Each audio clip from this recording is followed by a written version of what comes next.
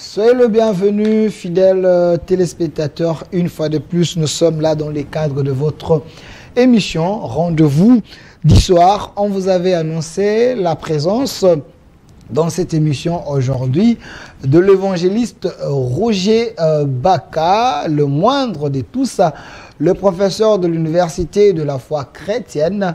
Il est ici avec nous, un homme éclairé de notre nation. Monsieur Roger Baka, soyez le bienvenu. Merci beaucoup, mon très cher frère Delphin. Merci de me recevoir sur cette grande chaîne de télévision qui fait une grande renommée. Je ne manquerai pas de commencer l'émission. Je vais d'abord saluer le géniteur ou la je ne sais pas, génitrice. Mais cependant, il a mis un bon cadre. Et je remercie Dieu pour ça. Merci beaucoup. La maman nationale. Ok. Ok. J'aimerais bien que M. Philemon, que vous puissiez me donner la photo de la maman nationale, c'est mieux. Mais avec M. Roger Baka, qui est un homme intelligent de mon pays. Merci beaucoup. Surtout avec des révélations qui s'est concrétisées. Hein. Si on commence à revoir ces révélations et ce qui se passe aujourd'hui, il faut témoigner, dire que l'homme avait prédit des choses et ça s'est réalisé. Mais avec lui, on va parler d'un sujet important, la RDC face à la communauté de puissance. Donc le président de la République en Chine, on va également décrypter son voyage. Aujourd'hui, pensez-vous que si la RDC se tourne vers la Chine, c'est l'avantage pour la RDC ou un désavantage? On va en parler. Mais donnez-moi la photo de la maman nationale. Monsieur Roger Baka, oui. Vous êtes un homme de l'Église. Vous soutenez également le fable. Maman Denise Tshisekedi, elle a une structure. Dans la structure en question, elle soutient souvent les enfants, les opprimés, les enfants qui n'ont pas de moyens et surtout les enfants qui se distinguent à la fin de l'année avec de bons points pour les amener dans des pays ailleurs pour aller apprendre et se cultiver pour être utile à la nation. Vous êtes un homme de l'Église. Pensez-vous que c'est avantageux pour aider la République? Merci beaucoup, mon très cher frère. D'ailleurs, je suis très content par rapport à ta question. Mais c'est pour le simple fait que moi, quand on me pose une question, vous le savez bien, j'aime toujours me référer par rapport à la Bible. Et pourquoi? Parce que je pense que certaines personnes risquent de mal interpréter ma réponse, ou soit te dire, ben voilà, lui, il est là pour soutenir tel et ne pas soutenir tel. Mais je crois que nous allons lire le livre de Jacques au chapitre 1, le verset 26 au verset 27. En réponse avec la maman nationale, que par la grâce de Dieu, je salue. Et je crois qu'elle est en train d'exécuter la parole de Dieu. Dans Jacques chapitre 1, le verset 26 au verset 27. Si quelqu'un croit être religieux, sans tenir sa langue en bride, mais en trompant son cœur, la religion de cet homme est vaine. 27. La religion pure et sans tache devant Dieu notre Père consiste à visiter les orphelins, à visiter les veuves dans leur affliction et à se préserver des souillures d'immonde. Lorsque nous prenons cette parole comme référence, nous constatons que la religion qui est définie comme l'ensemble des dogmes, l'ensemble des principes qui mettent en relation les hommes avec la divinité, la Bible dit que la religion pure, sans tâche, consiste à visiter les orphelins. Lorsque tu visites les orphelins, c'est Dieu que tu visites. Lorsque tu visites les veuves, c'est Dieu que tu visites. Mais en particulier, quelque chose d'extraordinaire que je vais louer, pour lequel je jette de fleurs, je dis que il faudrait que nous sachions le fait de donner des bourses, de permettre aux enfants d'aller étudier ailleurs. Ça, c'est une action qu'il faut louer parce que ça permet de lever les niveaux intellectuels et de préparer pour la République démocratique du Congo dans les jours à venir une nouvelle élite. Car, dit-on, l'avenir de demain, c'est la jeunesse. Tout ce que je peux dire, que Dieu lui donne la force, que cette vocation, que Dieu lui donne vraiment le moyen. Et je crois qu'avec ça, elle lui laissera peut-être un héritage à d'autres mamans qui ne faut pas nécessairement être première dame pour le faire, mais c'est un modèle pour les autres de pouvoir soutenir la République en cette matière. Merci, évangéliste Roger Baka. Le meilleur investissement, c'est investir dans l'homme, dans les capitales humains. C'est que la maman nationale est en train de faire. C'est une richesse qui ne va pas prendre fin. Parce que quand la tête est bien faite, donc le résultat sera meilleur. Alors, évangéliste Roger Baka, le sujet qu'on va essayer un peu de décrire avec vous, c'est un sujet qui demande plusieurs ramifications. Très bien. Alors, la RDC face à la communauté de puissance, on en parle. Mais d'entrée des jeux, comment le monde fonctionne aujourd'hui, d'abord? Merci. C'est une très belle question. Aujourd'hui, s'il faut dire comment le monde fonctionne, c'est vraiment simple. Nous avons une certaine bipolarité de la gestion mondiale. Okay. C'est-à-dire que depuis 1914-1918, c'était la Première Guerre mondiale. Mais la détermination de la position mondiale s'est effectuée de 1944 à 1948, dans la Deuxième Guerre mondiale. Dans cette guerre, vous allez remarquer que l'Amérique est sortie victorieuse. Alors, par exemple, le pays comme l'URSS avait perdu.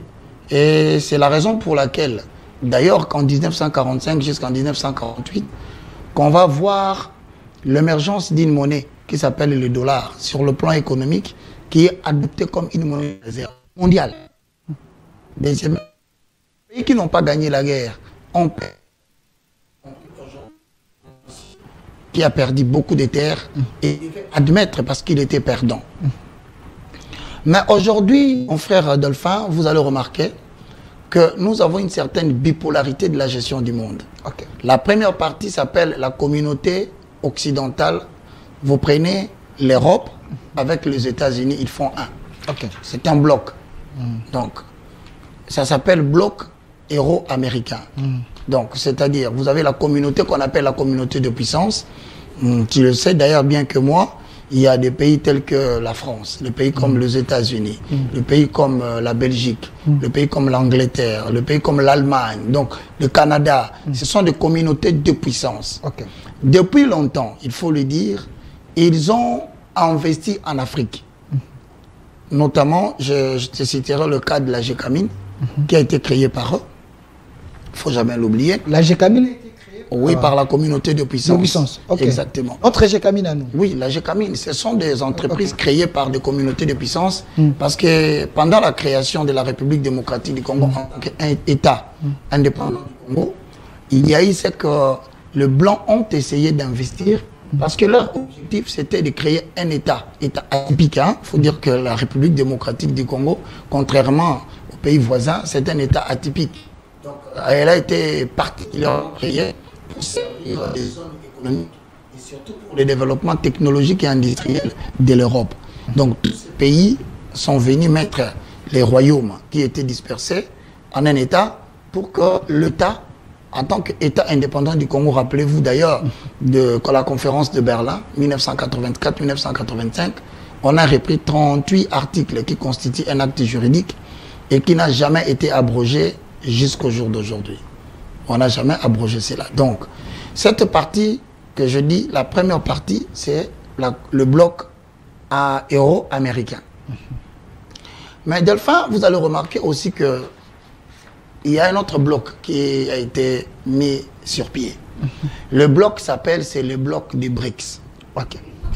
Le bloc de BRICS, aujourd'hui, a atteint un produit intérieur brut au-delà de 49% de l'investissement qui circule dans le monde. La PIB. Oui. Et aujourd'hui, vous allez remarquer, pour ceux qui le savent déjà, la communauté de BRICS est composée essentiellement des grands États tels que la Russie, aujourd'hui, une puissance mondiale, la Chine, pour ne pas dire deuxième, une puissance mondiale. Il ne faut pas oublier que beaucoup de pays tels que la Turquie, l'Afrique du Sud, nous avons même plus de 18 pays du monde arabe qui se sont associés à la communauté des BRICS. Et aujourd'hui, d'ailleurs... Dans les Qatariens aussi? Oui, ce sont des pays qui se sont positionnés par rapport à la communauté des BRICS. Alors maintenant, il se pose un problème.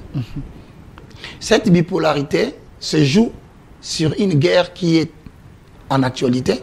Cette guerre, c'est la guerre de la Russie avec l'Ukraine. Ok. Derrière la Russie, vous classez la Chine, le Brésil.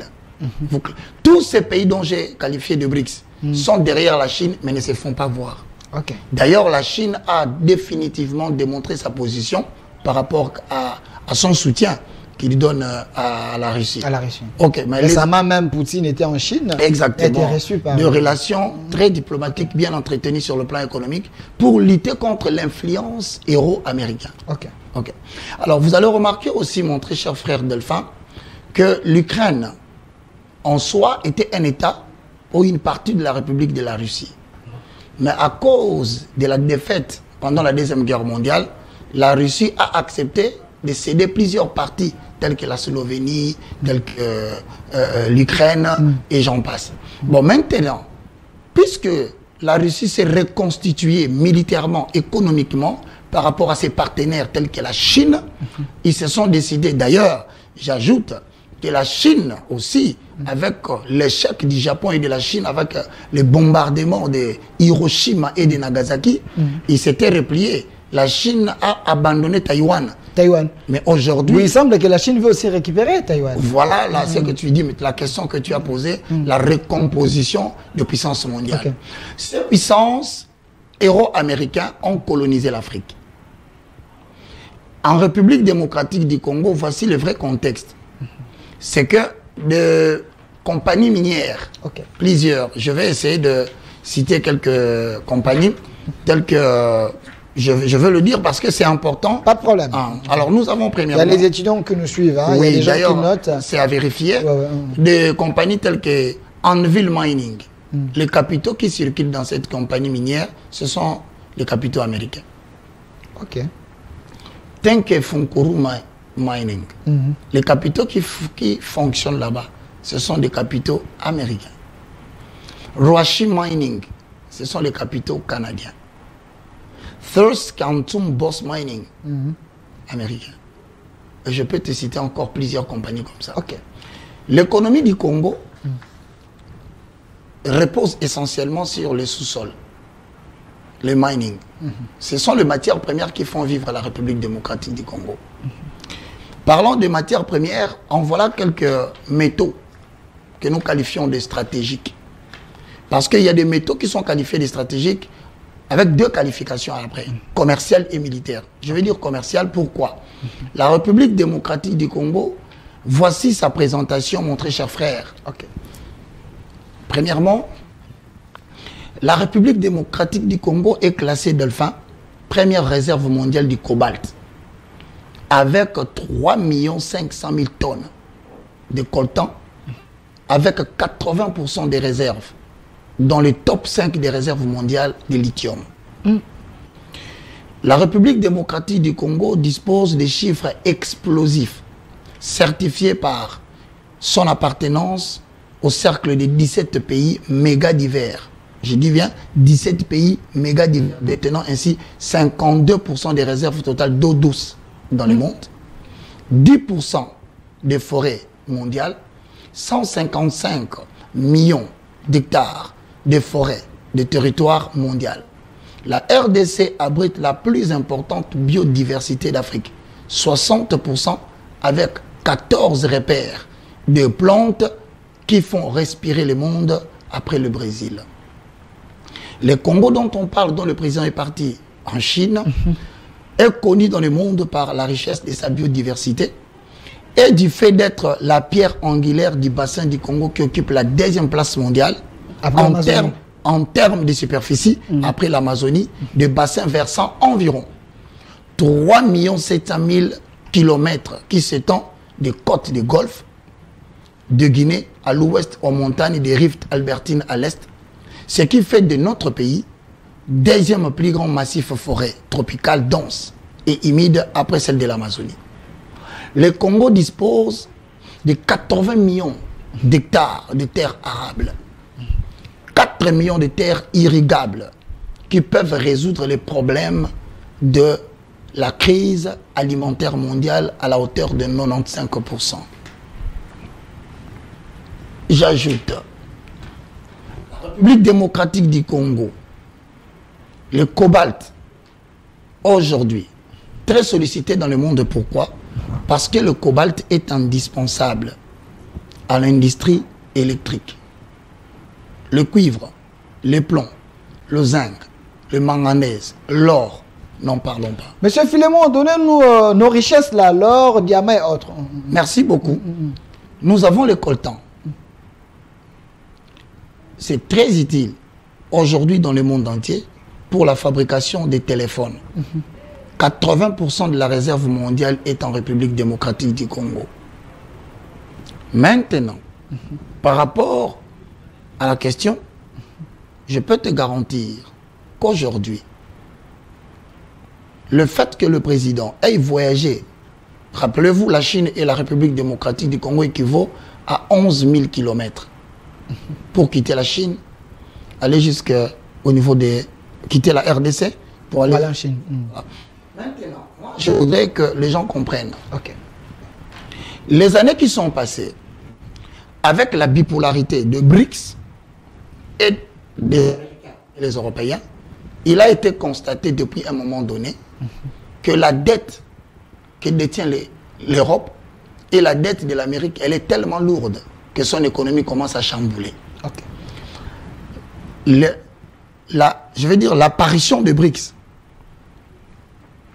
a fait qu'aujourd'hui, sur le plan mondial, il a été constaté, par exemple, l'année passée, si je ne me trompe pas, les amis peuvent le vérifier, qu'en octobre 2020, le prix moyen des carburants est passé de 2,15 à 3,29. Une inflation incroyable. Les pays qui sont censés soutenir le président de la République par rapport à la République démocratique du Congo, ces pays se retrouvent dans des situations économiques difficiles. Il faut que les gens comprennent. Okay. Aujourd'hui, l'Allemagne a fini l'année passée 2022 avec un taux d'inflation de 11,6%. Donc l'Allemagne ne peut pas aider d'autres pays. Il est lui-même en difficulté. La Belgique, okay, pays qui a eu la République démocratique du Congo comme étant, pour être une nation titelle, lui-même s'est bas. Aujourd'hui, il a fini l'année 2022 avec 13,1% d'inflation. Comment va-t-il aider la République démocratique du Congo? Il est... Donc, c'est des pays qui se trouvent en difficulté, donc inutile d'espérer à eux. Je vais te dire maintenant, je viens. Okay. C'est une très bonne conclusion que tu as donnée. Nous prenons par exemple la France. Aujourd'hui, okay, la France a terminé l'année passée l'inflation à 6,7. Au mois de décembre, il a atteint 7,1%.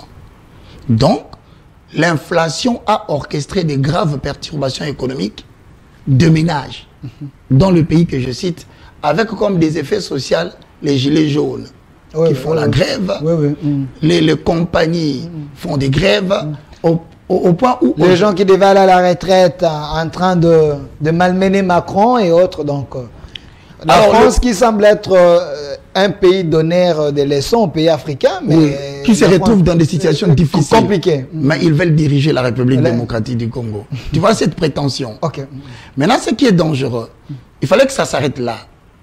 Mais la situation de la guerre qui a commencé l'année passée, au début de ces années, je voulais dire, avec l'Ukraine et la Russie, a empiré la situation.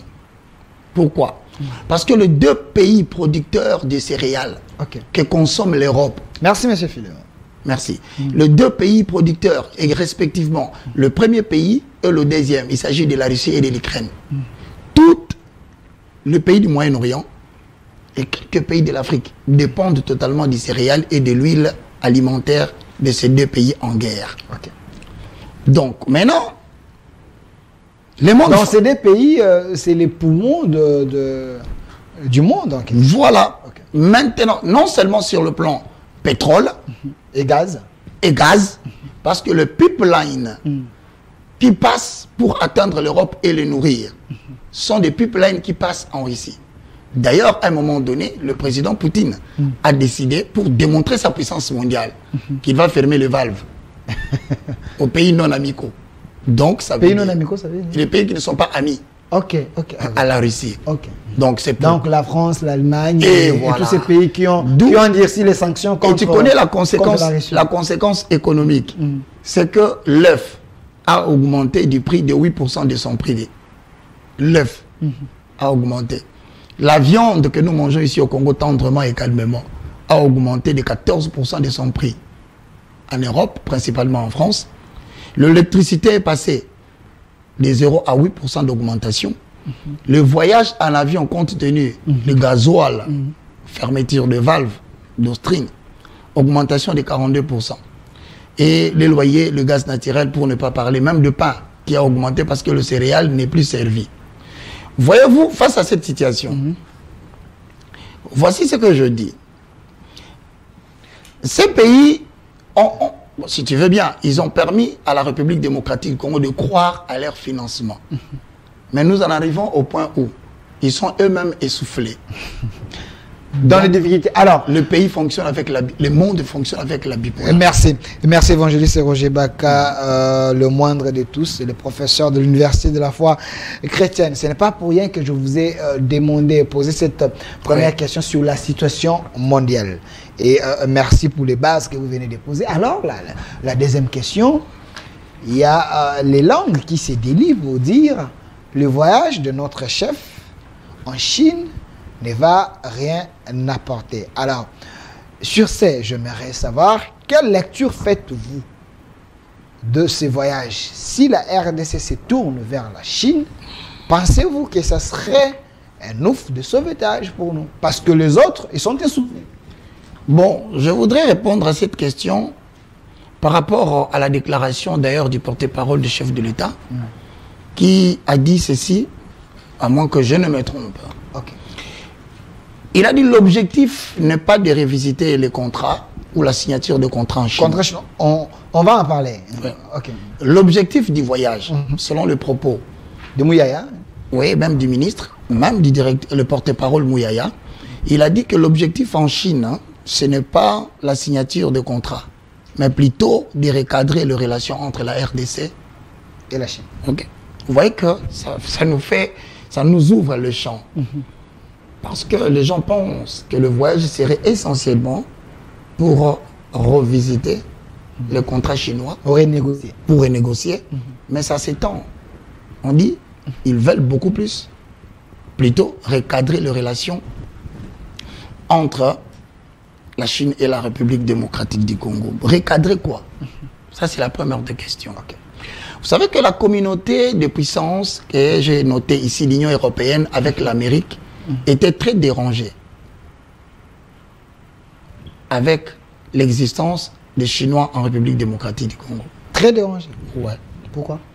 Parce qu'aujourd'hui, par rapport à la bipolarité, on ne veut pas voir la présence de Chinois qui incarnent la communauté des BRICS.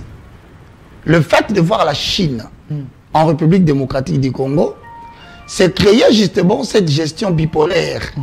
Donc la RDC est en même temps gérée par ceux qui ont investi des capitaux, la communauté économico-américaine, et en même temps, les capitaux qui circulent, ce sont les capitaux qui viennent des BRICS, principalement de la Chine. Je vais te dire quelque chose auquel les gens n'ont pas trop prêté attention, mais il est important que je le dise aujourd'hui. Pourquoi? Mon frère, vous vous rappelez qu'à une certaine période ici, il y a eu la rupture entre l'ancien régime et le régime nouveau. Oui, oui. Vous savez qu'il y a eu bascule de la majorité au niveau du Parlement. Oui. C'était bénéfique pour la communauté occidentale qui ne voulait pas du contrat chinois, mais qui a voulu flatter la République démocratique du Congo, ses autorités, pour leur dire si vous arrivez à vous détacher du contrat chinois, la communauté euro-américaine est d'accord pour vous accompagner en revisant le code minier, à l'avantage des Occidentaux, si cela pouvait faire aider aussi la République démocratique du Congo à avancer, avoir un contrat gagnant-gagnant. Mais mon frère, ça n'a pas pris beaucoup de temps que le chef de l'État a compris le comportement cruel des Occidentaux. Le comportement cruel. Donc c'est des méchants. Ce sont des gens, quand ils te font des promesses, ils te font chanter. Ok. Ouais. Non seulement qu'ils vont te faire chanter, mais aussi ils peuvent arriver au point où ils te promettent des choses qu'ils n'exécutent pas. Voici les dangers qui courent à ces moments-là. Donc, il faut nourrir dans les promesses. Ok. Et votre peuple va vous haïr parce que vous promettez, vous ne réalisez pas. Oh, dans le régime actuel, je pense que peut-être que leur souci serait d'imbriguer le second mandat. Oui, oui. Alors, vous savez, quand vous voulez imbriguer le second mandat, vous devez avoir un bilan que vous allez présenter. Alors, faut-il continuer à ces moments-là à croire à ces Occidentaux avec leur politique cruelle ou tenter de trouver une solution pour gagnant-gagnant. Ouais. Et je pense que c'est dans ce sens-là que le chef de l'État a trouvé qu'il est redevable vis-à-vis de la population et qu'il doit apporter des solutions dans le peu de temps qu'il reste. Alors, M. Roger Baka, Ouais. est-ce que ce n'est pas tard? Parce que le chef de l'État a déjà fait 4 ans, bientôt c'est 5 ans, il nous reste ici c'est 6 mois, 9 mois pour les élections, tourner vers la Chine. Est-ce que ce n'est pas du sensationnel comme les opposants pensent, que c'est encore un voyage touristique? Hein? Mon frère, il faudrait qu'à un certain moment donné, lorsque nous parlons des choses qui concernent la République démocratique du Congo, que nous puissions le faire sans état d'âme, Ok. sans haine, parce que c'est quand même, vous savez, ailleurs, hein, la politique qui ne se fait pas pour amuser la galerie, hein, ailleurs, c'est la politique, c'est une science. Une haute science d'ailleurs, qui a pour souci de mettre en place des méthodes, des mécanismes hein, pour essayer de résoudre les problèmes de la communauté. Ça, c'est la politique ailleurs. C'est une haute science. Mais je ne sais pas pourquoi aujourd'hui on considère la politique comme le fait de faire de bruit, d'insulter, de se faire valoir pour ainsi avoir de postes. Un terrain de théâtre. Non, je ne pense pas que c'est ça. Et je veux que nous puissions comprendre un fait. Le fait que le chef de l'État qui représente l'avenir de la République démocratique du Congo se soit orienté vers la Chine n'est pas sans conséquence. N'est pas sans conséquence. Parce qu'aujourd'hui, dès que les Occidentaux, les pays dont j'ai cité les noms ici, les Américains, ont vu et ont senti cette pensée de vouloir s'orienter vers la Chine, immédiatement, tu connais la première conséquence. C'est quoi? Je parle d'abord des intentions. Je n'ai pas parlé de l'acte d'aujourd'hui, d'aller en Chine. Ok. Lorsque ces intentions commençaient à se manifester, nous avons ici vu comment on a commandité une guerre. On a Commandité une guerre par les Occidentaux. D'ailleurs, c'est soutenu par la communauté de puissance, avec le Rwanda qui reçoit une lettre d'accréditation pour pouvoir faire la guerre à la République démocratique du Congo. C'est parce que nous avons manifesté des intentions d'aller ailleurs. Je parle des intentions. Donc, du fait que le chef a manifesté les intentions dont vous êtes en train de parler ici, et le Rwanda, c'est un pays qui accomplit les désirs de communautés de puissance. Justement, parce que donc, le Rwanda agit par procuration. Ben exactement, ça va coûter énormément économiquement à la République démocratique du Congo. Déséquilibrer un peu les efforts de notre gouvernement. C'est ça, les partenaires occidentaux, lorsqu'ils sentent que vous ne voulez pas vous soumettre par rapport à ce qu'ils disent, ils vont commanditer des guerres. Nous devons être en mesure de bien traiter l'information pour la communauté congolaise. D'ailleurs, c'est ça que je trouve dangereux, mon frère. Certaines informations sont traitées par France 24. C'est partiel et partial.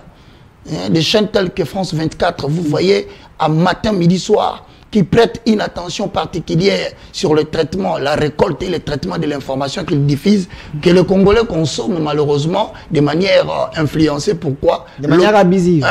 L'objectif étant de contrôler l'opinion. Voilà pourquoi moi j'ai dit d'abord que la guerre que nous sommes en train de subir, c'est parce que les intentions d'aller vers la communauté de BRICS sur des angles. Premier angle, l'angle militaire. Bien sûr que vous verrez la Russie n'a pas un programme de développement économique. Mais sur le plan militaire, la Russie a démontré ses preuves. Et vous verrez qu'aujourd'hui, si les Maliens ont eu le courage de demander le départ des convois français, c'est parce qu'ils ont été soutenus par la Russie. Oui. Vous savez que la République centrafricaine, aujourd'hui, tient debout parce qu'à une certaine période, il a eu des démêlés. La France a voulu s'impliquer, mais la Russie avait demandé le droit de veto. Aujourd'hui, la République centrafricaine traverse une zone de tranquillité et de stabilité. Te parlerai-je aujourd'hui du Soudan? Il y a beaucoup de pays. L'Afrique du Sud, d'ailleurs, on ne peut pas jouer avec l'Afrique du Sud parce que l'Afrique du Sud appartient à la communauté des BRICS, très soutenue militairement par la Russie. Mais j'ouvre une parenthèse. Il semble que l'Afrique du Sud est signateur de l'accord là, de pays signés pour la CPI. Mais il y a le président Poutine qui s'est rendu là-bas malgré les mandats d'arrêt. Est-ce que ça, ce n'est pas aussi trahir un peu? Tu sais, l'avantage avec la Chine, l'avantage avec la Russie, c'est en termes de droit. Ces pays n'ont jamais interféré dans les décisions politiques des nations. Ok. Ça, il faut le dire. Mais aujourd'hui, la CPI n'est qu'une branche de la recolonisation des autorités politiques africaines. C'est vrai ça? Oui. Regarde bien la CPI. Il n'y a pas que le pays africain là-bas. Il y a aussi les États-Unis. Il y a plusieurs pays signataires. Mais en termes d'arrestation, quel est le pays de l'Europe où le président a été arrêté? C'est la question que l'on se pose aussi. Mais ici au Congo, oui. Vous avez Gbagbo. Oui. Vous avez Jean-Pierre Bemba. Je ne sais pas s'il y en a encore d'autres. Le président, il y en a beaucoup. Mais pourquoi on n'arrête pas des présidents? C'est une technique utilisée par les communautés de puissance pour éduquer, excusez-moi les mots semblent trop durs, éduquer des présidents africains. Donc, si vous ne vous conduisez pas bien par rapport aux exigences de ces communautés de puissance, par rapport à l'État, okay, ils vont faire de tout leur mieux pour vous discréditer par rapport à votre population. Je suis tenté à vous croire parce que je me rappelle, Saddam Hussein a été exécuté par les États-Unis sous couvert de la justice du Irak. Pour la simple raison. Oui, mais les présidents là déambulent jusqu'à aujourd'hui, Bush fils. Mais c'est le vrai problème. C'est le vrai problème aujourd'hui en Afrique. Nous ne sommes pas à mesure de donner la vraie information à notre population. Illettré ou non illettré, mais une population a besoin de l'information correcte pour éviter l'intox. Qu'est-ce que ces gens-là font? C'est comme la République démocratique du Congo. Ils vous envient, ils vous font des propositions alléchantes. Mais il y a des conditions. Sachez-le très bien. La communauté économique européenne, le G7, les États-Unis d'Amérique, veulent prendre le contrôle de toutes les ressources du monde pour parvenir à une domination mondiale. Ils sont à bout de leurs forces. Et aujourd'hui, il faut le dire sans crainte d'être contredit, la République démocratique du Congo est un élément très, très déterminant pour l'ordre mondial. Donc c'est un pion majeur. Voilà pourquoi le moment est arrivé que le chef de l'État fasse un choix. D'ailleurs, entre le BRICS ou la communauté européenne, qui d'ailleurs souffre d'abord elle-même par rapport à ses dettes, l'Amérique est très endettée, qu'on ne te trompe pas. L'Europe est très endettée. Ils vont tomber dans les jours à venir. D'ailleurs, vous êtes en train de prédire ou les signaux montrent déjà que ces pays vont D'abord, en termes de prédiction, la Bible dit dans le livre d'Ézéchiel, chapitre 7, la ruine vient. C'est clair et net, ça c'est biblique. Je ne peux pas commenter cela. Mais je voudrais aujourd'hui, avec ton aide, essayer d'expliquer un peu ces contacts avec la Chine. Pourquoi est-ce qu'on doit faire ces contacts? Je crois que c'était la deuxième question. Est une bonne chose? Oui, premièrement.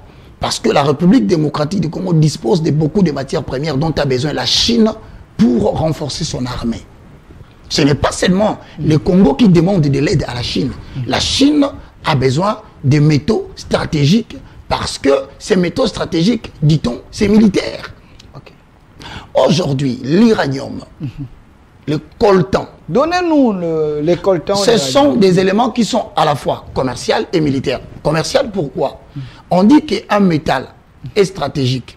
Commercial, à cause de la grande quantité dont possède le pays qui le détient et qui peut influencer le prix sur le marché international. Qu'on ne vous trompe pas, nous avons des matières premières, des métaux précieux qui sont en grande concentration en République démocratique du Congo. Je ne dis pas qu'il n'existe pas au Rwanda, mais c'est en forte concentration. Je ne dis pas que ça n'existe pas en Ouganda et d'autres pays limitrophes. Ça existe. Mais la grande concentration des matières premières qu'on appelle commerciales, qui peuvent influencer le prix. Aujourd'hui, la Russie dit qu'il ne donne pas les gasoils. Que devient la France? Il négocie même le prix parce que la Russie a ces métaux stratégiques qu'on appelle commercial. Mais ça s'est dit militaire quand? Lorsque la nation qui détient ces métaux stratégiques Une fois qu'il le met en vente, cela peut permettre la fabrication des armes nucléaires à spectre très dangereux pour les autres nations. Et donc, si la Chine a besoin de nos matières premières, il est question quand même à un moment donné que nous puissions revoir les relations bilatérales qui existent entre les deux nations. Quand vous parlez de relations bilatérales, c'est un peu gagnant-gagnant, mais il y a un problème, il y a un danger, parce que vous parlez de la présence du chef de l'État en Chine, vous pensez que c'est avantageux pour nous, oui. Mais il y a l'histoire récente. Il y a eu un rapport macabre de l'UGF, l'inspection générale des finances, qui a dit qu'il y a un contrat à l'époque. Le monde a pensé que c'était un contrat du siècle. Contrat, la RDC et la Chine, les entreprises chinoises. Mais aujourd'hui, est-ce qu'il y a la nécessité de révisiter ces contrats? Oui, mais parce que le contrat minier, je te dis que l'économie congolaise, effectivement, est basée sur l'exploitation du sous-sol. Tu vois, nous ne dépendons que de nos matières premières. Voilà pourquoi l'économie est extravertie. Le contrat chinois a présenté beaucoup de défis. D'ailleurs, je peux te dire que le contrat chinois a prévu des dispositions de la revisitation de ce contrat. Ce n'est pas quelque chose de miraculeux ni de dangereux. C'était prévu dans les articles. Bon, dans des salons politiques, les gens s'agitent qu'on est en train de chercher la tête de Kabila. Non, derrière vous savez, révisitation. Il y a beaucoup d'intox aujourd'hui en matière politique. Parce que je te remercie pour cette émission, parce que ça me fait quand même sortir de mon angle évangélico-pastoral pour pénétrer dans la dimension économico-stratégique. Vous savez, mon frère, le contrat chinois, premier problème, il faut que la République démocratique du Congo devienne le partenaire majoritaire. Ça, c'est important. Il faut. Deuxièmement, on n'a pas du cash, on n'a que nos matières qu'on est incapable de les transformer. Je peux te dire comment vous voulez qu'on... Je peux te dire aujourd'hui, le Congo dispose de 80% du coltan et de l'uranium, réserve mondiale, pour la fabrication des bombes nucléaires.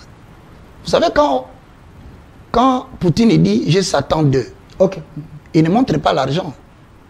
Il vous dit seulement avec Satan 2, en 6 secondes, je peux détruire la France. C'est plus que de Il intimide le monde. Non, ce n'est pas de l'intimidation, c'est la démonstration de force. Et donc la République démocratique du Congo peut manquer de capitaux financiers.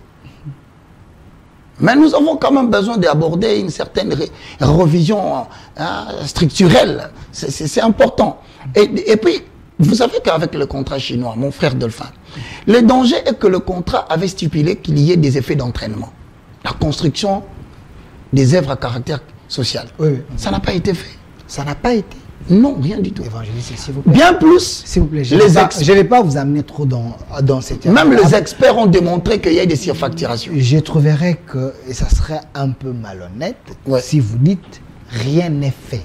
J'aurais souhaité que vous ayez dit... Non. Il y a quand même des choses qui ont été faites, mon frère, mais pas à la taille prévue dans les contrats. Ça serait logique. Mon frère, je te dis la vérité. Il y a quand même quelque chose. Je te dis des choses qui sont je te dis la vérité. Moi, je suis un serviteur de... Je ne suis pas politique. Je ne suis pas des lions sacrés. Je ne suis pas des FCC. Je ne suis pas des sociétés civiles. Moi, je suis un serviteur de Dieu. Tant bien même que j'aborderai des matières liées à la science. Vous savez, il était prévu combien de construction des hôpitaux? Combien? Des centres de santé. Combien? Des infrastructures routières. Combien? Cela n'a pas été fait. Mais c'est un scandale, mon frère. Il faut savoir dire la vérité. L'histoire continue. L'État a une continuité. C'est celui qui est venu avant à négocier le contrat. C'est bon. S'il faut revisiter le contrat, c'est la continuité de l'État. Donc, moi, je pense qu'aujourd'hui, nous avons toutes les chances d'aller vers la Chine. Pourquoi? Il y a une revue de presse qui s'appelle The Economist. The Economist est une revue de presse qui donne les tendances du monde des années à venir. C'est notamment soutenu par une grande famille qu'on appelle la famille Agnelli et aussi par les Rothschild qui sont des barons et qui tiennent l'économie mondiale financière des banques entre leurs mains. Ils sont venus de la France, il y a les Bilderberg, ils sont nombreux. Mais ces gens-là, qui peuvent influencer l'économie mondiale à travers leurs richesses et les banques dont ils disposent, ont tendance à chaque mois de novembre de publier une revue qui donne les tendances pour permettre à d'autres nations de prendre des décisions adéquates pour se préparer aux années qui vont venir. Ils ont publié un certain 3 janvier 2022 la couverture. Et je t'ai envoyé des éléments, si tu permets, on peut les avoir. Donnez-moi un peu la photo, il y a le président américain et chinois. Il y a de l'image. On va essayer de le voir. Monsieur Philémon, donnez-moi ça. Oui, mais qu'est-ce que veut dire cette histoire? Je parle par rapport au voyage du président. Voilà, c'est ça. Regardez bien, mon frère Delphin, vous allez constater que ça saute aux yeux.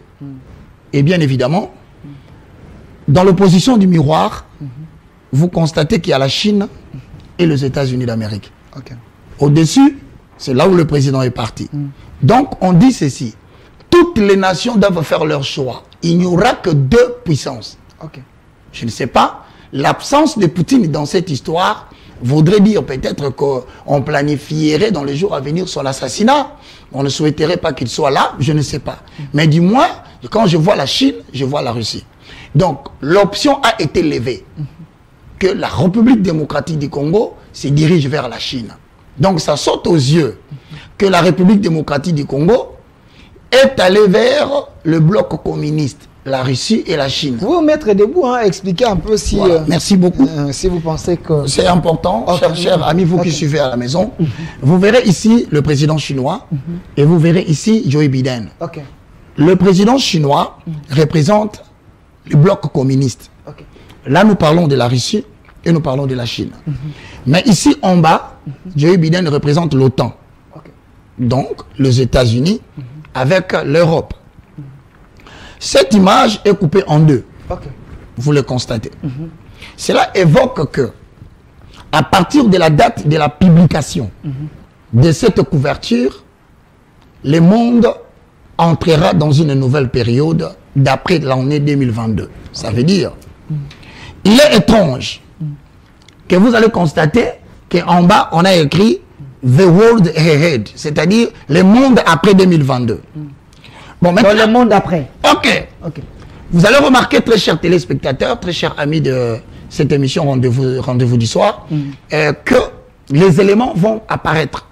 Je veux que, Delphin, que tu prêtes attention à ce que je vais dire. Pas de problème.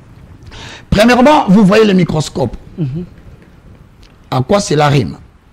Ce microscope, regarde bien, c'est renversé. Lorsque un microscope est renversé, ça prend la forme des caméras. Regarde bien. C'est-à-dire que après l'année 2022, la communauté de l'OTAN va projeter des regards particuliers sur chaque État pour connaître quelle est la position qu'il prend. Est-ce qu'il est du côté de l'OTAN, des États-Unis d'Amérique avec l'Europe, ou il tend vers le BRICS? Une manière de vous surveiller, de vous identifier. Donc, il va établir sur base de ça des canaux menaçants. Faites attention. Canaux menaçants. Donc, c'est-à-dire qu'ils vont mettre en place des dispositions pour menacer les nations qui veulent tendre vers l'Occident. Ça, c'est votre décryptage? Je suis en train de décrypter scientifiquement ce qui est fait. Et d'ailleurs, c'est prouvé bibliquement, je vais le démontrer. Vous allez voir encore les grands cercles. On peut me donner l'autre élément? Donnez-moi l'autre cercle, en vert. En vert. Voilà. Les grands cercles évoquent... Oui. Ces cercles évoquent le sonar d'un sous-marin, mais aussi les symboles du nucléaire. Donc, la revue ou la couverture semble nous dire, il envisage, depuis l'année 2021-2022, une menace nucléaire qui serait positionnée quelque part. Elle évoque en même temps cette couverture qu'on a déjà ciblé une partie de la Terre, la carte du monde. Il y a un sniper pointé quelque part. On serait en train de préparer l'assassinat d'un président. Donc ce sont des spéculations qui viennent de le cercle que tu as vu là. Alors, on peut aussi y voir qu'il y a l'aspect télévision. Donc, on dit, dans les jours à venir, le média va jouer un rôle important sur ce qui concerne l'information à influencer par rapport à la guerre. Non seulement la guerre provoquée en Ukraine, mais aussi les guerres provoquées en Afrique. Parce que l'Afrique voudrait aujourd'hui, c'est libérer de l'emprise occidentale. Donc, ils vont utiliser des médias pour influencer l'opinion. Dans quel sens? Par des intox. Leurs médias comme influencer l'opinion. Voilà. Influencer l'opinion dans le sens que, par exemple, je te dis, au lieu de nous dire que plus il y a la guerre à l'Est, plus il y a les vols de matières premières. Plus il y a... C'est le cas? C'est le cas? Oui, c'est le cas. Comme il y a la guerre à l'Est, il y a plus le vol organisé. Tu as dit quelque chose de très important. Sinon, pourquoi on a tué Saddam Hussein? Parce qu'on a voulu exploiter le pétrole irakien. Il a refusé. Mais qu'est-ce qu'on a dit? Que Saddam Hussein était en train de tuer la population. C'est passé par quelle méthode? Par le média. Donc, il y a aussi Libye avec Kadhafi. Kadhafi. On a dit que Kadhafi aurait donné du Viagra à ses militaires pour qu'ils puissent violer les Libyennes. Comment un chef d'armée qui veut protéger son État va utiliser le Viagra pour affaiblir ses propres militaires? Donc, le média sera utilisé dans les jours à venir comme un instrument de colonisation, un instrument de guerre. C'est-à-dire qu'on influence la population par des intox. Donc, c'est-à-dire que des informations partielles et partiales. Bien maltraiter les informations orientées. Maltraiter à volonté. Maltraiter à dessein. À dessein, pour que vous puissiez influencer l'opinion qui les consomme. Je vais te poser une question directe. Là, je m'adresse quand même à la cellule de communication des chefs de l'État. C'est quand même... On vous suit. C'est la chaîne de la maman nationale. Merci, je pense que la maman nationale va les suivre. Pas de problème. Je donne ma part de contribution. Lorsque vous effectuez un tel voyage, d'une grande envergure, le chef de l'État va prendre une position déterminée par rapport à la suite Donnez-moi les images de l'avenir de la RDC. Est-ce que vous avez regardé qui ont traité? Vous avez eu un reportage congolais? C'est la question que je pose. Bon, j'ai vu notre consoeur Rachel Kissita qui était là, elle m'a envoyé les éléments. Je ne parle pas je ne parle pas des éléments. Je parle du reportage. C'est-à-dire un compte rendu. Un compte rendu capable d'influencer et de mettre la position dans la position que la RDC veut. Notre version à nous. Et c'est ça justement. C'est-à-dire qu'il doit y avoir des reportages et des explications des animateurs qui sont capables de faire comprendre à la population ce que l'État congolais veut. Mais j'ai craint. J'ai suivi France 24. Et j'ai suivi des médias internationaux. Mon frère, la manière dont ces gens récoltent, traitent l'information, vous sentez une partialité, vous sentez, elle est partielle, au point où elle ne fait ressortir rien d'important de tout ce que je suis en train de dire. Ils sont en train de tourner juste sur la révisitation du contrat chinois. Alors que c'est pas le cas. Sur France 24, c'est pas le cas. TV5, mais en suivant notre ministre Mouya qui dit ça, ce n'est pas même la priorité parce que le chef de l'État ne peut pas aller traiter un contrat qui était signé entre le chef d'entreprise, mais plus c'est entre État et État. Mais c'est là, c'est un point qui semble en train. Vous voyez, il y a une autre communication. Mais il y a monsieur Eric Nindou qui est là. Je sais pas. Que je salue Eric Nindou. Mais je pense que le travail ne serait pas seulement d'Eric Nindou. Le travail serait d'une réflexion républicaine de la communication, les experts, les gens qui sont capables, par leur aura, d'influencer la population et de leur donner la matière qu'ils veulent. Parce qu'un État éduque la population. Vous savez pourquoi France 24, pourquoi les chaînes, les médias internationaux insistent sur le contrat chinois? Pourquoi? Ils veulent dire à la face du monde que la République démocratique du Congo veut se libérer de l'emprise occidentale et qu'il a choisi la Russie et la Chine. Par conséquent, nous devons regarder la République démocratique du Congo comme un État ennemi des Occidentaux. Parce que, oui, c'est ça l'information qu'ils donnent. Ça, c'est les dessous des cartes. Oui, ils le font à dessein. Pourquoi ils le font à dessein? Ils ne veulent pas des Chinois ici. Mais nous sommes un pays souverain, monsieur. Moi, je suis content. Votre souveraineté ne compte pas. Moi, je suis content, mais il faut que vous sachiez une chose. L'opinion internationale a une grande influence sur la gestion de la République démocratique du Congo. Les bruits que nous faisons ici ne sont pas très importants. Les décisions qui organisent et qui orientent l'avenir de la RDC se prennent à l'extérieur.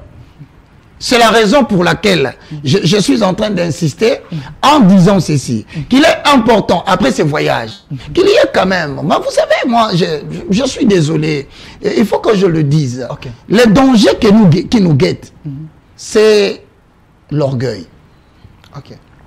À un moment donné, nous devons nous dépasser. Les gens qui pensent tout connaître. Oui, il faut chercher les gens que vous trouvez qui sont utiles. Ce n'est pas pour l'argent. Moi, par exemple, je donne l'exemple. Je suis en train de passer dans plusieurs émissions. Je parle de l'avenir de la RDC. Mais je n'ai pas besoin des sous, je parle de ma République. Et quand bien même quand j'en aurais besoin, n'y a-t-il pas des fonds mis à la disposition de la République démocratique du Congo pour vulgariser la communication auprès des gens qui sont des meneurs, des leaders d'opinion? Mais s'il y en a qui les détient, et s'il les détient, pourquoi ne trouve-t-il pas des gens utiles? Est-ce qu'il pense que s'il continue à garder cet argent-là dans sa caisse pour le bouffer, la réalité va les rattraper parce que l'opinion finira par dire le chef de l'État n'a rien fait? Voilà pourquoi il y a certaines personnes qui pensent que le chef est en train de faire des choses, mais on ne met pas ça à la place, il n'y a pas la visibilité des actions du chef. Simplement. Moi encore, la bonne communication de sa pensée, tout cela, il semble que ça boitille un peu. Hein. Mon frère, je voudrais aujourd'hui qu'on dise quand même une certaine idée. La République démocratique du Congo a la chance aujourd'hui d'avoir cette guerre qui s'est faite à l'étranger, parce que ça nous permet de diversifier notre économie et de diversifier le partenaire. Aujourd'hui, la Russie ne viendra pas comme une nation qui va dicter la RDC. La Chine ne viendra pas comme une nation qui va dicter notre État. Ils viennent comme des États amis. Et pourtant, l'Occident, lui, n'envisage que dicter la République démocratique du Congo et l'Afrique. Alors, mais ce n'est pas facile de sortir dans ces filets comme ça. Est-ce vous ne pensez pas que le président africain, je parle en général, risque la mort si eux se retirent brutalement comme ça entre les mains du loup sur le plan stratégique? Delphin, que c'est le moment. L'histoire nous enseigne que le régime passé a fait 18 ans, j'espère, ou 19 ans. 18 ans. 18 ans. Vous avez remarqué que le président qui est venu au pouvoir est venu avec le soutien des États-Unis d'Amérique. Je parle de Joseph Kabila. Et qu'il avait reçu la promesse de l'investissement des capitaux occidentaux. Mais il est arrivé jusqu'à la 3e, presque à la 4e année de son mandat. Rien ne venait. Pourquoi? Vous croyez que c'est un hasard qu'ils ont fait ça? Il voulait le rendre impopulaire. Il voulait pousser la population à croire qu'il ne fera rien. Qu'il ne dit que des choses qui ne se font pas. Alors, ayant senti le danger venir d'être haï par la population, le président a fait un choix. Il est allé en Chine. Contrat bien signé ou mal signé, moi je dis, il y a continuité de l'État. C'est la même chose. Ils ont tenté de tourner le gouvernement congolais en brique. Et lorsqu'ils ont vu que le gouvernement congolais commençait à réfléchir à d'autres partenaires, ils ont commandité une guerre. Et je vais vous annoncer encore autre chose.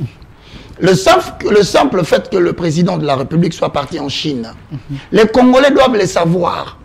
Il n'est pas président de ceux qui l'ont élu. Il est en même temps le président même des gens qui ne l'ont pas élu, parce qu'il préside à l'avenir de la République démocratique du Congo. Les commanditaires vont financer des moyens et susciter une opposition farouche dans sa gestion. Vous allez voir la guerre qui était à l'Est reprendre avec une très grande envergure. Pourquoi? Parce que ce sont eux le commanditaire de cette guerre. Le danger, c'est qu'en allant trouver le secours de la Chine, le président ou la République démocratique du Congo, au travers son président de la République, a franchi la zone rouge. Et cette zone rouge, la conséquence est que la population va souffrir.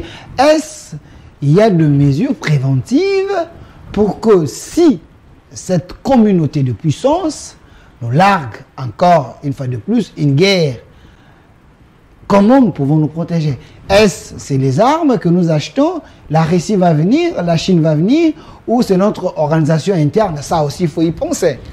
Moi, je pense qu'il faut avoir des commissions qui je pense, sont prévisibles dans quel sens? Il faut avoir des communautés, des comités de communication. Ok. Des comités de communication avec 4 aspects, en respectant les 4 langues nationales. Qu'il y ait des gens qui communiquent rien qu'à King-Congo. Ils vont prendre le Bas-Congo et le Bandundu pour communiquer la vraie version de fait et éviter l'influence du traitement informationnel de l'étranger. Il faut qu'il y ait des gens qui communiquent uniquement en Swahili, des gens qui communiquent uniquement en Chiluba, des gens qui communiquent uniquement en Lingala. Ça, c'est ma première proposition. Je l'ai dit parce que ce n'est pas tout le monde qui comprend le français. Et nous pouvons influencer l'opinion. Pourquoi? Parce que ceux qui nous font la guerre visent d'abord l'incompréhension de la population qui crie Nzala. De deux, lorsque ces communautés qui voient le chef de l'État ou la République démocratique du Congo faire son choix vers la Chine, ils disent qu'il a franchi la zone rouge, il faut créer l'instabilité institutionnelle, créer des guerres, des guérillas partout. C'est ainsi que vous sentez d'ailleurs, depuis le voyage du président, il semblerait que la guerre à l'Est, les affrontements ont repris. Qui a repris les affrontements? EAC est là. EAC.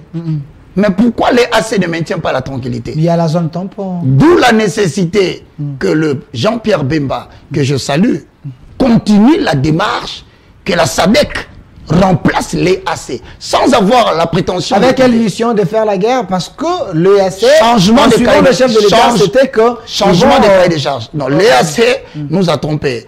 Et l'EAC... Mais au début, l'idée, c'était ça. L'idée, c'était de repousser les assaillants qui ont occupé illégalement les sols congolais. Mais lorsqu'ils sont venus, nous avons constaté malheureusement, malgré les efforts du gouvernement, que l'EAC s'est transformé en observatoire, en observateur, pour dire il protège la zone tampon. Non, depuis 1915, cette zone tampon a existé parce que le Rwanda voulait toujours prendre cette partie de la République. Il n'y a pas de zone tampon. La conférence de Berlin, 1984-85, a fini cette affaire de zone tampon. Nous avons les frontières qui sont bien déterminées. Il y a des frontières qui sont lacustres, il y a des frontières qui sont terrestres, il y a des frontières qui sont même, je dirais, des forêts.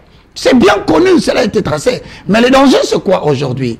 Si nous n'avons pas de communicateurs en cette période pour expliquer à la population, sans avoir le parti pris de Diallo du président de la République, parce que ce qui choque, ce qui énerve, c'est qu'un communicateur, plutôt que de dire la vérité pour faire comprendre la nécessité de l'information à la population, s'élance dans les dialogues du président de la République et finit par énerver ceux qui sont censés recevoir l'information. Alors, excuse-moi, il y a des guerres à l'interne. Vous avez entendu les Mobondo? Oui, Mobondo, oui. Et c'est à Komonto. Vous croyez que ça vient d'où? Ça vient d'où? Vous savez pourquoi à Brazzaville, je me crée beaucoup de problèmes à vouloir communiquer. Il y a des pays que je ne peux plus fréquenter. Ok. Il y a des États où moi je ne peux plus aller. Parce que j'ai fait un travail de titan. Je n'ai pas besoin que les gens les reconnaissent. Je dis à la population aujourd'hui, quand vous entendez Mobondo, mais c'est ça l'infiltration. C'est ça les Congolais qui ont reçu de l'argent pour semer les désordres dans la capitale. Afin que... On parle des problèmes des terres, les Teke et les Yaka, vous allez un peu trop loin. La guerre de Teke et de Yaka n'existait pas. Quand est-ce que cette guerre a commencé? C'est lorsque moi j'ai appris, moi Baka, qu'on aurait donné 2000 hectares à Brazzaville, au Rwandais, pour l'agriculture. Je n'accuse pas le président brazzavillois. Je n'accuse pas le gouvernement brazzavillois. Mais je dis tout simplement, quand un État comme le Rwanda nous agresse à l'Est, comment va-t-on donner des terres au bassin du Congo et après demain, nous apprenons vers le même bassin? Donc, le Congo-Brazzaville, c'est un État ami traître? Je ne dirais pas ça, mais je pense qu'on devait projeter quelques regards sur ça aussi. Merci. Il nous reste 3 minutes. J'aimerais, Monsieur Filemon, donnez-moi la photo de le secrétaire général de l'UDP. Je sais pourquoi j'ai demandé sa photo. Monsieur Augustin Kabouya, qui vient de l'Europe. Mais si je demandais la photo de Monsieur Augustin Kabouya, je viens de recevoir M. Frédéric Kitenge Kinkumba, qui est l'un des cofondateurs de l'Ensemble pour la République. Monsieur Augustin a dit certains propos à son retour que le combat que le chef de l'État a actuellement, ce n'est pas parce qu'il gère mal. Tout simplement, c'est parce qu'il est Moulouba. Vous êtes l'homme d'épée, l'homme de l'Église. Pensez-vous que le politicien fait un effort de diviser les Congolais? Parce que ses propos est interprété dans plusieurs manières. Les autres l'ont bien compris, les autres l'ont mal compris. Une orientation pour qui est la paix? Une question très politique. Qui peut m'écouter des problèmes, tout comme qui peut me faire des amis. Mais je pense que, tout sagement, j'habite la République démocratique du Congo. À une certaine période, j'ai entendu de la bouche des gens qu'il n'y aurait jamais un président Moulouba. Ce sont des propos qui ont été dits dans le pays, que le Balouba sera maudit. Et comprenez que c'est un peuple, c'est une partie du peuple qui a été brimé, maltraité, et qui par force, aujourd'hui, se retrouve au pouvoir. Donc on devait savoir qu'en termes de la théorie du comportement, il fallait envisager certaines réactions pour essayer de se montrer après que vous avez dit, voilà que nous sommes maintenant là. Mais j'interdirais aux amis. D'autant, on a dit que le Balouba ne pouvait pas être au pouvoir et qu'ils sont là. Autant l'impensable peut arriver demain et que si nous sommes au pouvoir, nous ferions mieux d'éviter le triomphalisme. Il y a des propos qui choquent. Il y a des propos qui choquent, tels que quelqu'un qui se permet de dire le président ne va laisser le pouvoir qu'à Jésus-Christ de Nazareth. Vous savez, vous risquez de discréditer le président par des propos pareils. Monsieur Roger Baka, le parti politique conserve le pouvoir. Si aujourd'hui Tshisekedi n'est pas là, peut-être que c'est Kabouya, peut-être que c'est les autres. C'est de la bonne guerre. C'est pourquoi je dis, évitons des propos qui fâchent et qui risquent de friser l'idolâtrie. Quand M. Kabouya, que je salue, que je n'ai jamais vu, dit, ce n'est pas parce que le président gère mal. D'une part, il a raison. Pourquoi? Parce que l'influence économique mondiale est en train de se répercuter sur les économies des nations. L'économie du Congo est calquée sur le dollar. Vous le savez bien, que tout est évalué par rapport au dollar. Alors, si aujourd'hui, la monnaie n'a pas de valeur, ou perd sa valeur, l'inflation, l'augmentation des prix, est-ce nécessairement parce qu'on gère mal? Non, l'augmentation des prix en Europe n'est pas due au fait que Macron gère mal. C'est la conséquence de la dédollarisation. Ça encore, il faut que les gens qui expliquent. Mais quand on dit, on n'aime pas le président tout simplement parce qu'il est Moulouba. Moi, je prends la parole et je dis maintenant en conclusion. Je pense que vous soyez d'ensemble. Je salue Moïse Katumbi Chapoué. Je salue Matata Pogno. Je salue Martin Fayoulou. Je salue Sessanga Deli. Des hommes brillants. Si vous me donnez une minute, ça ne suffirait pas pour la parler de leurs bienfaits, de ce qu'ils ont fait. Arrêtons un peu cette guerre que nous voulons lancer pour créer le tribalisme. Merci. Je préfère aujourd'hui qu'on ne parle plus du Katanga, des Katangais, qu'on ne parle plus des Moulouba, mais que l'on rencontre le peuple autour d'une vérité. C'est que nous avons besoin des États comme la Chine qui peuvent nous aider. Convoyez le Congo d'abord. Je m'oppose à cette affaire de la séparation de l'ensemble. Dans l'ensemble, il y a des Balouba. Dans l'Union sacrée, il y a des Katangais, il y a des Congolais, des Bas-Congo. Donc, je demande à l'autorité politique, s'il vous plaît, arrêtons cette affaire. Parce que, alors que nous sommes en train de traverser, les nations faibles créent des divisions et des barrières, mais les nations intelligentes créent des unions et des alliances. Merci, M. Roger Baka. M. Philemon, je peux avoir une minute, je termine l'émission, s'il vous plaît.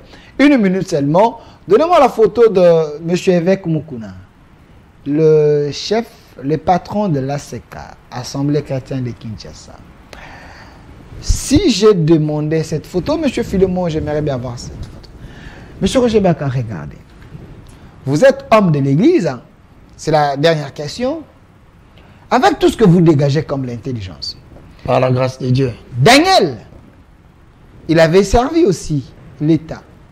Joseph, à l'époque, il était homme de Dieu, mais il avait également aidé l'État, le gouverneur, le gouvernement pour qu'il y ait des solutions.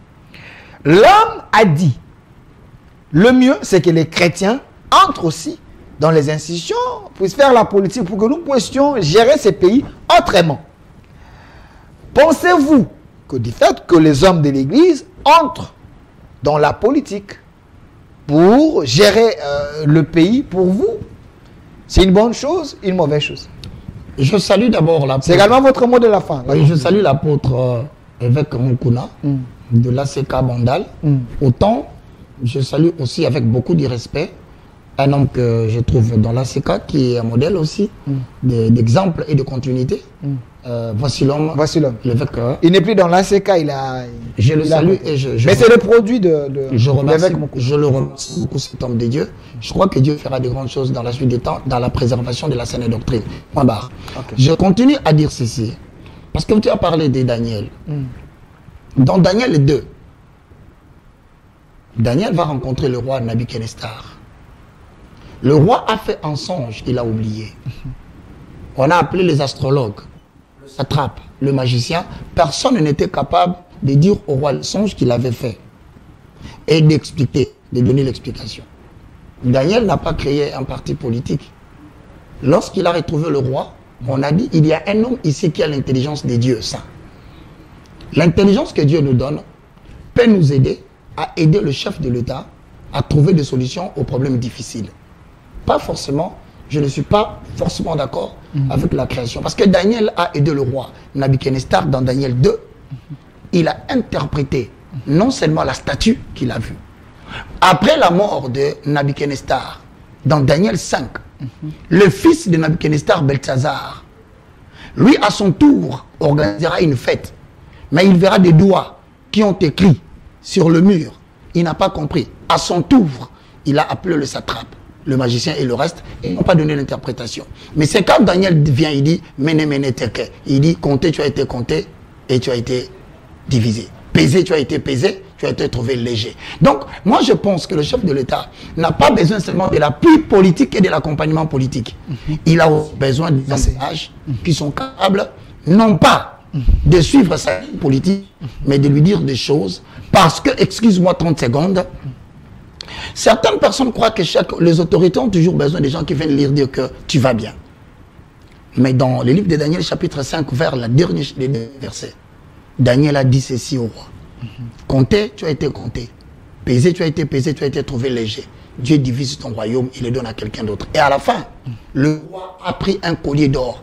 Il a donné à Daniel, il l'a revêtu de pourpre, il l'a nommé troisième personnalité de la nation. Merci. Évitons de sombrer dans le fanatisme. Merci, merci évangéliste Roger Baka, professeur de l'Université de la foi chrétienne, le moindre de tous, mais un homme intelligent de mon pays que moi j'estime que si les autorités pensent mieux faire, il faut associer les grâces et l'intelligence. Une autre RDC est possible. Merci d'avoir répondu à notre invitation. Merci à la chaîne. Merci d'avoir répondu à notre invitation. C'est la chaîne de la Maman Nationale, CSS Télévision, Canal Studio Satellite, les reflets de tout un peuple. Nous disons merci à Maman et merci à l'équipe qui m'a accompagné, Monsieur Erika, Monsieur Philémon et Monsieur Obed de Côté Son. Merci à vous et suivez la révision de cette émission à minuit. Restez fidèles à nos programmes. Au revoir. Au revoir.